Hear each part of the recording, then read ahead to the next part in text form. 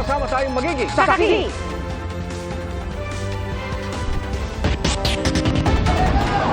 Yung po mga vendor. Labas muna tayo mga vendor. Mga kapuso, dagsapo ngayong gabi ang mga pasahero sa terminal na yan ng provincial bus sa Pasay. Mahaba po ang pila ng mga pasaherong patungong Quezon Province at mahaba rin ang pila ng mga motorista sa ilang bahagi ng NLEX, particular na sa Harbor Link Interchange. Matraffic na po sa iba't ibang bahagi ng expressway ngayong gabi, bisperas na All Saints Day. Bago sa saksi, may taas presyo sa LPG sa unang araw ng Nobyembre. Piso at 64 na sentimo ang dagdag sa kada kilo ng LPG ng Solane. Piso at 60 sentimo naman sa Petron. Kaya ang regular na tangke ng LPG na 11 kilo ang bigat, mahigit 17 hanggang mahigit 18 piso ang magiging dagdag. 150 na ang naiulat na nasawi sa pinagsama epekto ng Bagyong Christine at Super Bagyong Leon sa iba't ibang panig ng bansa.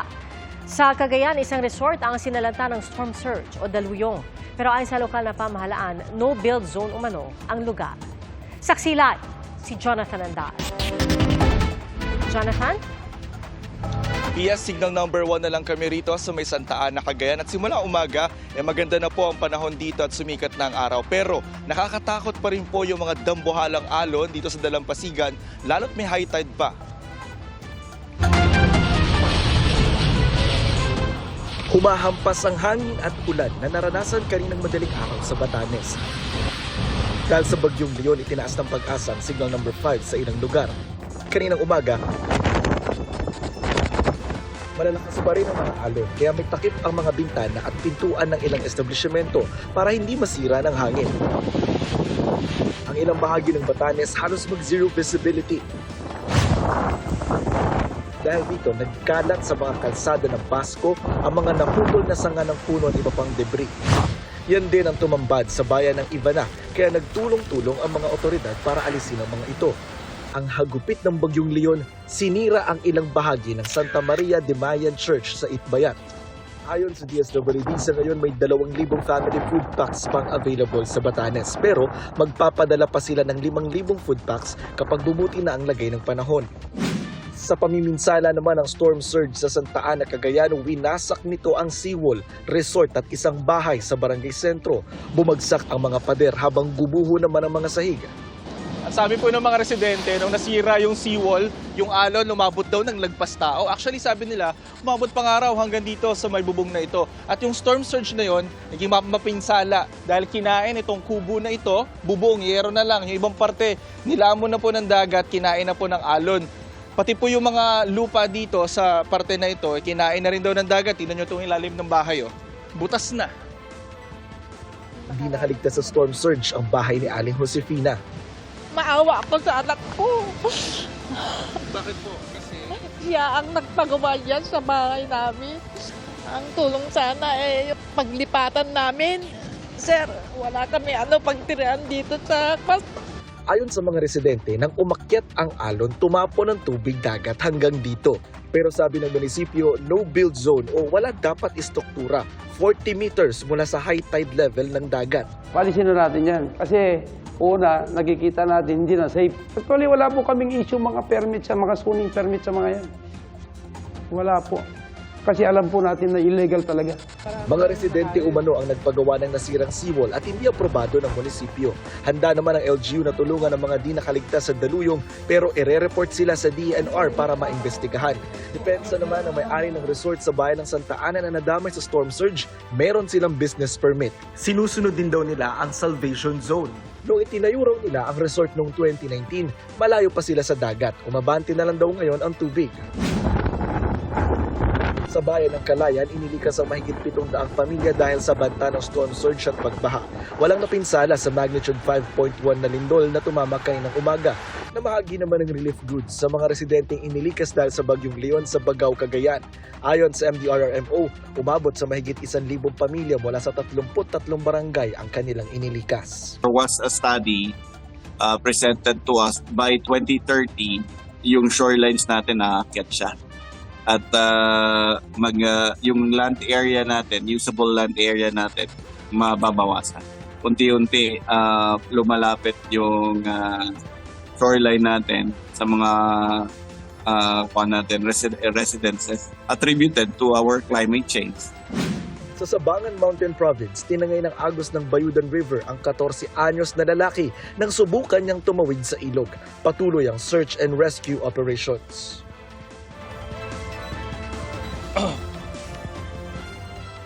Pia, sabi ng PDRMO ay umabot na sa mahigit 15,000 na katao yung mga lumikas dahil sa Super Typhoon Leon. Pero marami dyan ang nagsiuwian na. At live mula rito sa Santa Ana, Cagayan, para sa GMA Integrated News, ako po si Jonathan Andal, ang inyong saksi. Mahigit 200 bayan at 29 na lungsod sa 14 na probinsya ang nasa ilalim ng state of calamity matapos po ang magkasunod ng mga bagyong Christine at Leon. Buong probinsya naman ang state of calamity sa Albay, Camarines Norte, Catanduanes, Camarines Sur, Cavite, Quezon, Batangas, Laguna at Sorsogon. Iniutos po ng Energy Regulatory Commission sa lahat ng distribution utility na huwag munang ituloy ang line disconnection para sa mga 200 kilowatt-hours pababa ang konsumo. Diyan po yan sa mga lugar na nasa ilalim ng state of calamity. Iniutos din ang flexible payment options. Kung 200 kilowatt-hours pababa ang konsumo, ang pagbabayad ng bills para sa mga buwan ng Oktubre hanggang Disyembre, pwedeng gawin ng utay-utay sa loob ng 6 na buwan. Silipin naman po natin ang sitwasyon at lagay ng trapiko palabas ng Metro Manila. Mula sa NLEX, saksi live si Bea Pinlac. Bea? Pia, kung makikita natin ay lumuwag na nga ang trapiko dito sa North Luzon Expressway o NLEX. Pero simula ngayong araw hanggang sa Lunes, inaasahan na aabot sa 360,000 ang mga motorista na dadaan dito kada araw. Mas mataas yan ng 10% sa daily average traffic sa NLEX. Sa ngayon, gumagaan na nga ang traffic sa NLEX. Ayon sa NLEX Traffic Operations Unit, bandang 4 to 5 p.m. kanina, nag-peak ang trapiko mula sa Balintawak hanggang sa May Kawayan, Bulacan. Bandang 1 p.m. pa lang daw, nagbukas na sila ng counterflow lane pero sinara muna ito kaninang alas 7 dahil sa maulan na panahon. Bukod sa ilang vehicular incidents na naitala, ang nagpalala raw sa traffic congestion ay ang stalled vehicles, lalo na nga yung mga truck. Nag-deploy naman ng 1,500 personnel ng NLEX para sa undas, kabilang dyan ang patrolling officers, traffic marshal, security at toll lane personnel. May libre rin po na towing para sa mga Class 1 vehicle patungo yan sa nearest exit. Nakikipag-ugnayan din ang pamunuan ng NLEX sa mga gasoline station para ma-augment ang assistance sa mga motorista. May mga polis na nakastation din sa gasolinahan, bridges, interchanges para sa monitoring at security.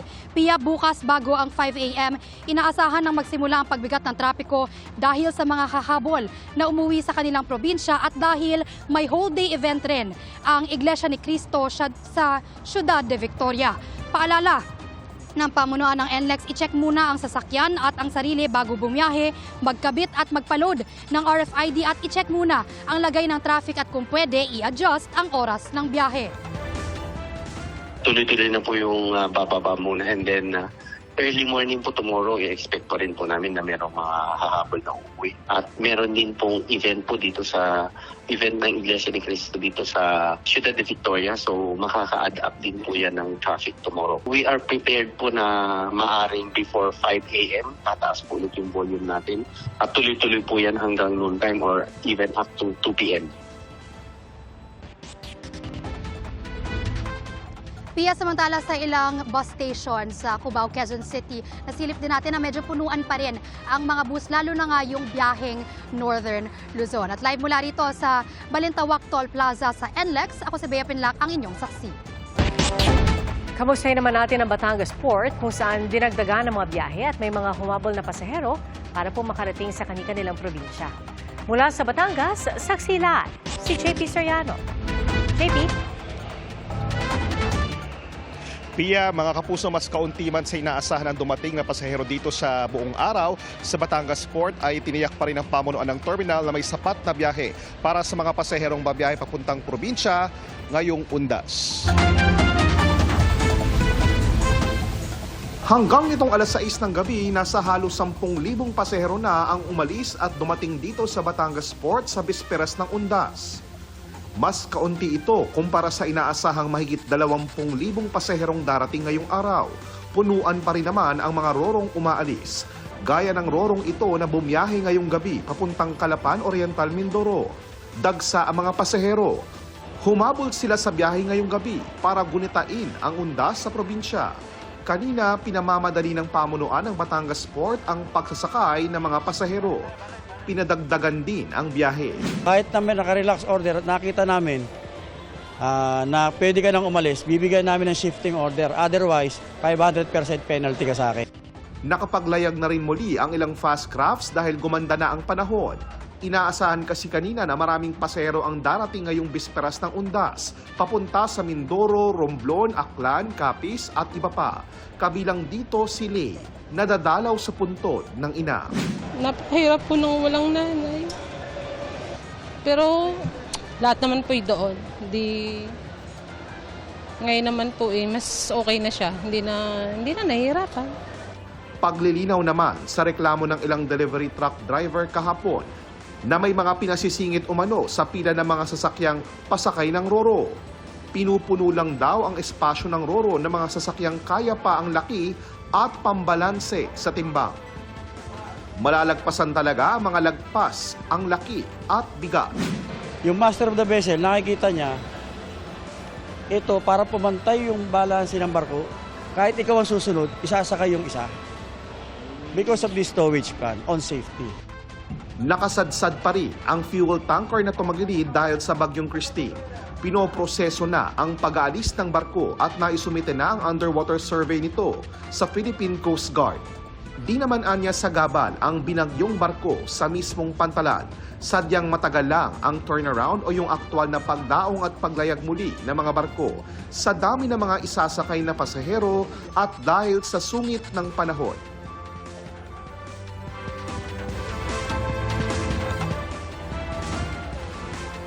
Pia, buong araw din naging maganda ang panahon dito sa Batangas City at 24 oras ang operasyon ng Batangas Port para sa mga pasaherong hahabol pa. At live mula rito sa Batangas Port, ako po si JP Soriano, ang inyong saksi.